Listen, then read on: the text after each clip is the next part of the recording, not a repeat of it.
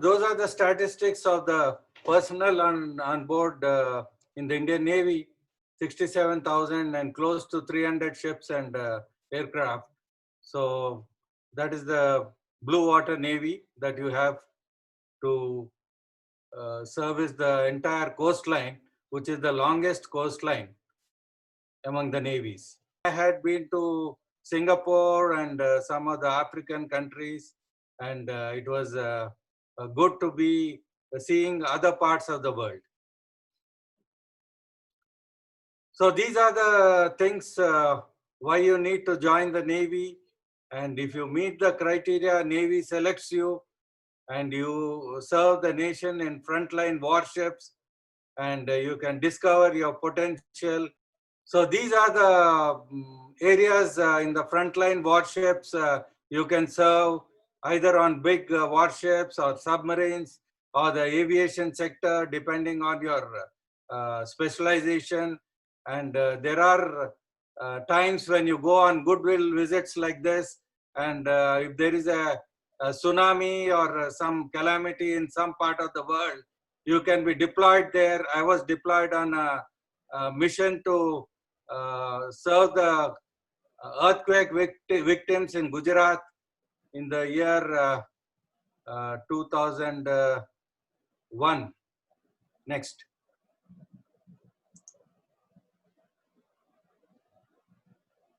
And this is where you discover your potential. Even while you are serving the Navy, you will have opportunities to do watermanship training, watermanship sports, and you will be doing other adventure activities like skydiving and mountaineering, and these are all will add to your potential. Next.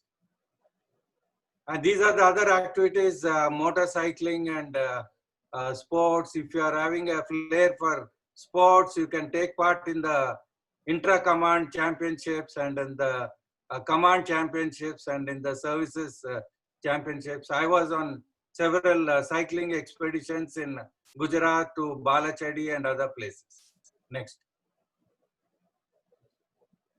For personal growth, you have prospects for higher education. If you are a graduate, you can go for, you can be selected for postgraduate courses, and you can go on deputation as naval attaché in other countries, and you can go on goodwill visits on the ships, and skill enhancement courses. That is, if you are specialized in some area like sonar, you can be doing MTech in that course. Or if you are into management, you get management courses in the War College. And post-retirement also, there are resettlement courses, so which one can avail so that they can be prepared for the second innings. And as far as the perks and privileges for the family are concerned, the accommodation has improved vastly from the time we were there. Now it is even better, and you have very good schools like Naval Public School and other schools. And Navy is, as you know, is only in the cities, not in remote areas. So you have access to best schools, and command hospitals are there to take care of medical issues, and canteens at the big level and also at the unit level, canteens are available. And even post-retirement, all these facilities except accommodation, other things can be availed. He will take you, navigate you through the various entries, and I would like to, as a parting shot, tell you that the career in the Navy is a very challenging career, and you will have great satisfaction to improve your skills, your qualifications, and have a very good sense of achievement doing various appointments in commands, in headquarters, in dockyards and other repair agencies. And it will be a fulfilling and challenging appointment, and you can see as you go through the presentation what sort of opportunities are there, and which will fit into your educational, preference. Right, sir. Thank you, sir. So I'll take on from where sir has left. So there are basically three types of entries into the Navy: officers, sailors, and naval civilians. So sailors are equivalent to airmen and jawans in Air Force and Army respectively, and officers are officers. And naval civilians are a special type of entry wherein after joining the Navy, they continue to be civilians. Basically, they don't wear uniform, but they are within the Navy. So, firstly, coming to officers, there are 5 branches in the officers cadre: executive, engineering, education, medical, and electrical. And the ones which I have underlined are open for women also. So firstly, coming to the executive cadre, these are the sub cadres within the executive. So general service is the one wherein you get to select whether you want to go for ships, you want to go for submarines, and basically it is for mostly ship appointments. Then there is the logistics cadre, wherein you look after the complete logistics of the ships for the bases. Then pilot, this has come new. It has come new for the lady officers. And then there is law. ATC is air traffic control. And observer is an entry that is both for men and women.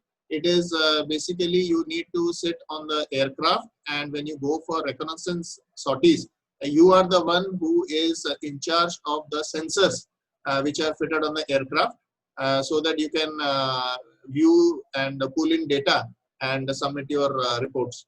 NAIC stands for Naval Armament Inspectorate cadre. This is a cadre which does the inspection of the armament which is inducted into the Navy. This is also open for men and women. Then there is a hydro sub-cadre, which is for doing hydrography, that is sea survey. And then we have the IT, the musician, and the sports cadre. So these all sub-cadres come under the executive branch. Going to the engineering branch, there are 3 sub-cadres, that is the general service, surface ships, the submarine, and naval architecture. So naval architecture is for architecture stream, and they are the ones who design the ships which the Indian Navy makes inside the country. And general service also includes the air technical branch, that is the air engineering. You should not get confused with the word engineering. It is basically mechanical engineering is called engineering in the Navy. Next is the electrical cadre, where again it is general service and submarine. Then there is education and medical, both of which are again open for women. In education, you have got the qualifications which you can have for opting into the education cadre is all engineering streams, IT, and metrology. Now, medical, again, the maximum age limit is 45 years, and for all the other cadres, the maximum age limit is 25.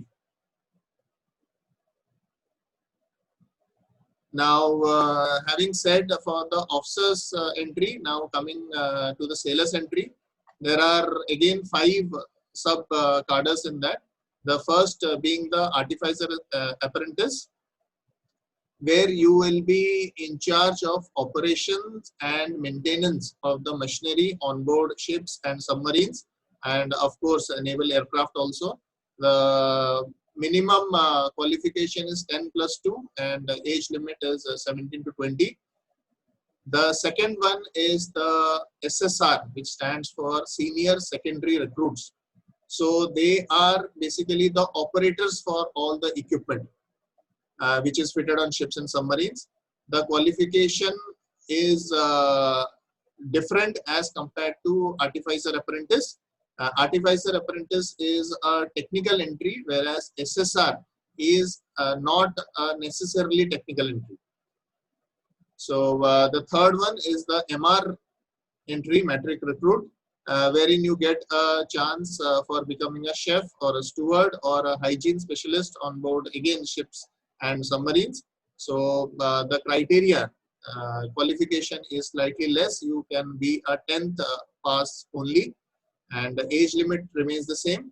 Musician is where this is also a very special entry. It is the vacancies don't come as a standard every year. They are based on the exits which happen, and very few places are there where you can get into this. So for this, you need to have thorough knowledge on music in terms of Western classical, or you should be proficient in a wind or a percussion instrument, and Western notation, oral aptitude, and basic knowledge, that is a theory of music, that is sought for in this type of entry. The last one is the sports, wherein proficient sportsmen in any field, they are picked up, or they are given an offer to join the Navy and play for the Navy. So this is also not a very generic entry, wherein you cannot opt to join in the sports cadre. So if you are proficient, you are a renowned sportsman, popular sportsman, then the Navy only picks you up. So this is the last slide. I have tried to keep it very short, but these two websites which are there, the first one being joinindiannavy.gov.in. This is for all the naval entries, that is for the officer and sailor cadre. Every detail which you want, including qualification, the way to join, when all you can opt for it, are all available. The second one, indiannavy.nic.in, that gives the details for the naval civilians. And if you have any queries, you can give your email IDs, the email IDs which are flashed, officer@navy.gov.in. The second one, there's a mistake, it is sailor@navy.gov.in. So you can send an email and be assured of a very fast response. So that is it. Thank you so much.